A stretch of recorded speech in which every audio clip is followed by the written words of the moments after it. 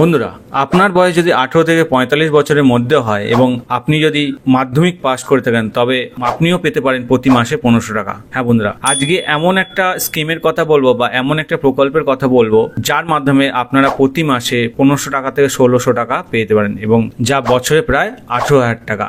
হ্যাঁ বন্ধুরা, আজকের এই ভিডিওতে আপনারা জানবেন আমি কোন প্রকল্পের কথা বলছি বা প্রকল্পটা কি, কিভাবে এই প্রকল্পের সুবিধা পাবেন, কারা কারা এই প্রকল্পে আবেদন করতে পারবেন, এই প্রকল্পে আবেদন করতে গেলে বয়স সীমা কি লাগবে, এছাড়া কিভাবে আবেদন করতে পারবেন। যদি অনলাইন অ্যাপ্লাই করে থাকেন তাহলে সেটা কি অনলাইনেই সাবমিট করে দিলে তা হবে, নাকি সেটা পরবর্তীকালে অফিসে যোগাযোগ করতে, সেই যাবতীয় বিষয় আজকে এই ভিডিওতে জানতে পারবেন। অতএব বলবো, ভিডিওটা খুবই গুরুত্বপূর্ণ হতে চলেছে এবং চ্যানেলে যারা নতুন আছেন অবশ্যই চ্যানেলটাকে সাবস্ক্রাইব করুন। এই টাইপের প্রচুর তথ্য আসবে।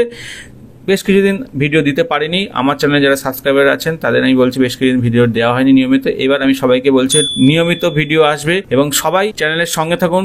আমি চাই বাংলার ঘরে ঘরে প্রত্যেকটা মানুষ যেন বিভিন্ন ধরনের সরকারি সুযোগ সুবিধা এছাড়া বিভিন্ন ধরনের প্রকল্পের নিউজগুলো সবার আগে যেন তুলে ধরতে পারি আপনাদের কাছে। কোনো রকম ডকুমেন্টসের সমস্যা হলে সেগুলোও তুলে ধরতে পারি, কোনো আপডেটেড নিউজ এলেও সেটা তুলে ধরতে পারি। এছাড়া কোনো ফিনান্সিয়াল রিলেটেড যেমন FD, recurring policy, SBI FD করলে কি পরিমাণ সুবিধা পাবেন, এই যাবতীয় তথ্য আমার এই চ্যানেলের মাধ্যমে তুলে ধরবো। অর্থাৎ বলো, চ্যানেলের সঙ্গে থাকুন, চ্যানেলটাকে সাবস্ক্রাইব করে রাখুন। আগামী দিন প্রত্যেকটা ডিটেল সহ ভিডিও দেবো, আপনাদের প্রত্যেকটা কমেন্টের উত্তর আপনারা পাবেন। চেষ্টা করবো সঠিক তথ্য সবার সামনে তুলে ধরা। চলুন কথা বলবো না, শুরু করি। প্রথমত আমরা জানবো এই প্রকল্পটা কি। এই প্রকল্পটা যুবশ্রী প্রকল্প। হ্যাঁ, এবার আমরা জানবো যুবশ্রী প্রকল্পে কারা সুবিধা পাবেন। যে ব্যক্তি যুবশ্রী প্রকল্পের আবেদন করতে আছেন তাকে অবশ্যই পশ্চিমবঙ্গের স্থায়ী নাগরিক হতে হবে। এছাড়া আরো যা যা যোগ্যতা লাগা জরুরি সেটা আমি পয়েন্ট টু পয়েন্ট বলে যাচ্ছি। প্রথমত, যুবশ্রী প্রকল্পের অধীনে আবেদন করার জন্য আবেদনকারীর বয়স 18 থেকে 45 বছরের মধ্যে হতে হবে। দ্বিতীয়ত, এই প্রকল্পের বা এই স্কিমের অধীনে আবেদন করার জন্য আবেদনকারীকে অবশ্যই এমপ্লয়মেন্ট ব্যাংকের অধীনে নাম নিবন্ধন করতে হবে বা নথিভুক্ত করতে হবে, যেটা আমরা রেজিস্টার বলতে পারি। অন্যথায় আবেদনকারী এই স্কিমের জন্য যোগ্য বলে বিবেচিত হবে না। তৃতীয়ত, এই স্কিমের জন্য আবেদন করার জন্য আবেদনকারীকে কমপক্ষে 8ম শ্রেণী পর্যন্ত পড়াশোনা করতে হবে। আমরা জানলাম যে কি কি ক্রাইটেরিয়া মিট করতে হবে, মানে কি কি বয়স সীমা, শিক্ষাগত যোগ্যতা বা কোন রাজ্যের নাগরিক হতে হবে, এটা জানলাম। এইবার আমরা জানবো ডকুমেন্ট কি কি লাগবে। যুবশ্রী স্কিমের জন্য প্রয়োজনীয় নথিগুলো কি কি সেটা আমরা জেনে নিই।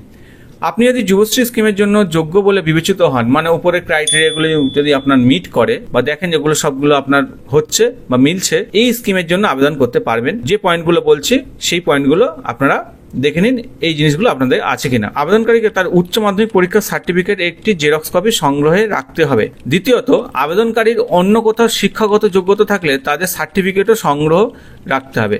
আবেদনকারীকে ভোটার আইডি কার্ড রাখতে হবে। আবেদনকারী প্যান কার্ড থাকতে হবে।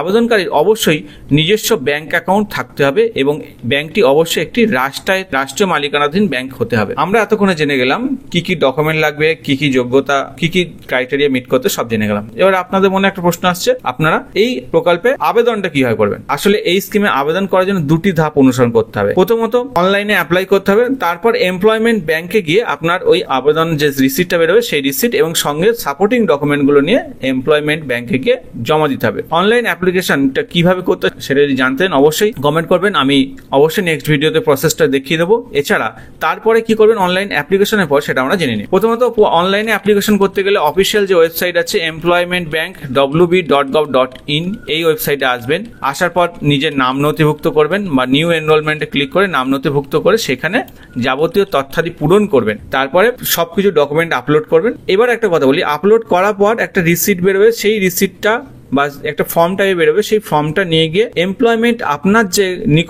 নিকটস্থ আপনার যে কাছে যে এমপ্লয়মেন্ট এক্সচেঞ্জ অফিস আছে সেই অফিসে গিয়ে জমা দিতে হবে।